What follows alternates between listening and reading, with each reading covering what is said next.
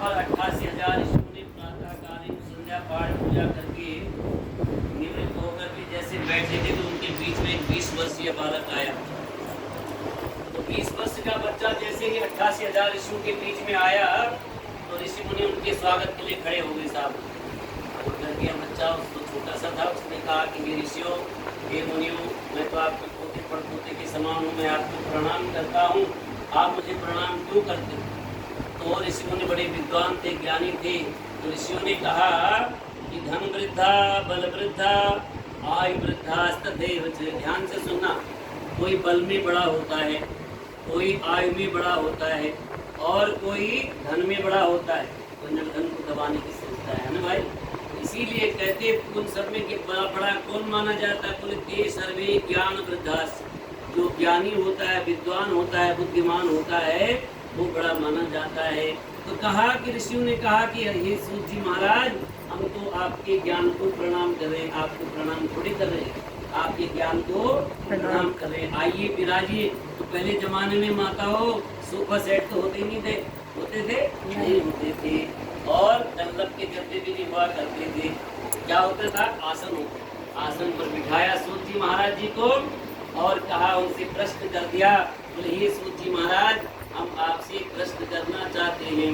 बोले आगे आने वाला है कलयुग, हर कलयुग में मनुष्यों के धर्म के प्रति आस्था हो जाएगी कम है। और जगह तो 3 घंटे बड़े आके फाड़ फाड़ के देखेंगे, लेकिन जहाँ कथा होगी, ये धर्म का काम होगा, तो या तो गप्पे मारने लग जाएंगे या फिर जो है ना। गुरु सत्यनारायण भगवान की जय। तो हुआ क्या, सूत जी महाराज जी से प्रश्न कर दिया। बोले आगे कलयुग आने वाला है और कलयुग में मनुष्यों की धर्म की प्रति आस्था हो जाएगी कम, इसलिए कोई छोटा ऐसा उपाय बताइए जिससे मनुष्यों की मनोकामना पूर्ण हो और उनको मनोवांछित फल की प्राप्ति हो, ऐसा कोई उपाय बताइए। तो सूत जी महाराज जी तो विद्वान थे ही थे। कहते हैं सूत जी ने कहा, साधु पृष्ठम त्वया ताक्षा मानुषाणाम हिताय। मनुष्यों की भलाई के लिए, अपनी नहीं कहा, इसके लिए कहा मनुष्यों की भलाई के लिए तुमने कितना सुंदर प्रश्न किया है। जिस कर्म को करने से मनुष्य मनोवांछित फल को प्राप्त करता है, उसके घर से दुख, दरिद्रता, रोग, दोष, क्लेश को सब दूर हो जाती है। ऐसा सुंदर प्रश्न तुमने किया है। तो कहते हैं मैं तुम्हें उत्तर इसका जरूर सुनाऊंगा। हैं? यही प्रश्न एक बार जो है नारद जी ने किया, किससे? विष्णु भगवान जी से।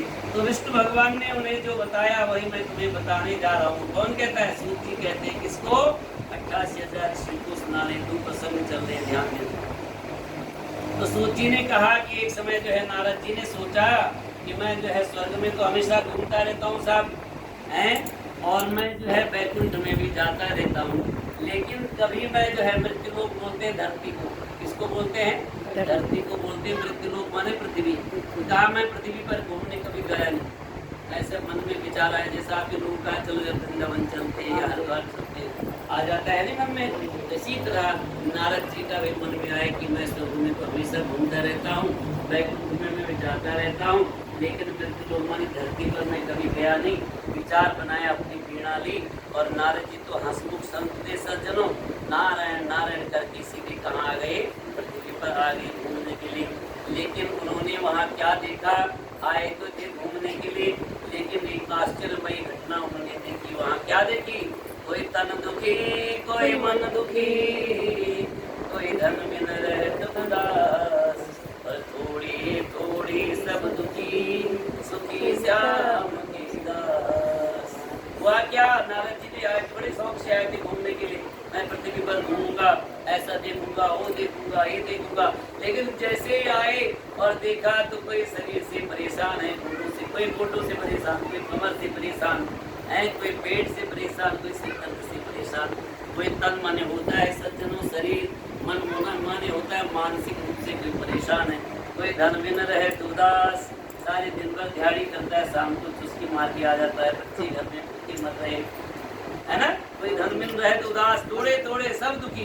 जब नारद जी ने देखा कि सारे के सारे इंसान दुखी है, तो संत शास्त्र कहता है कि संत सरल चित्त जगत, जगत माने होता संसार, और हित माने हितेशी है। संत सरल चित्त जगत, संत और माँ वो का ऐसा हृदय है सज्जनों, जो मक्खन होता है ना, मक्खन पराठे के साथ खाते हो कि नहीं खाते हो? तो पराठे में अगर ऐसे रखे तो पिघल जाता है। तो माखन होता है, माखन को ऐसे पकड़ करके पिघल जाता है। इससे भी कोमल माँ का हृदय होता है, माँ का मन होता है और संत का मन होता है।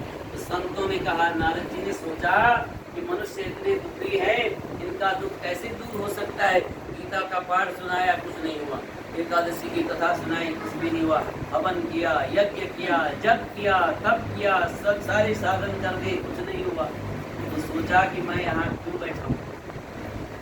मेरा तो वो काम था कि अच्छा काम करना, लेकिन ये सुखी नहीं, क्या करूं?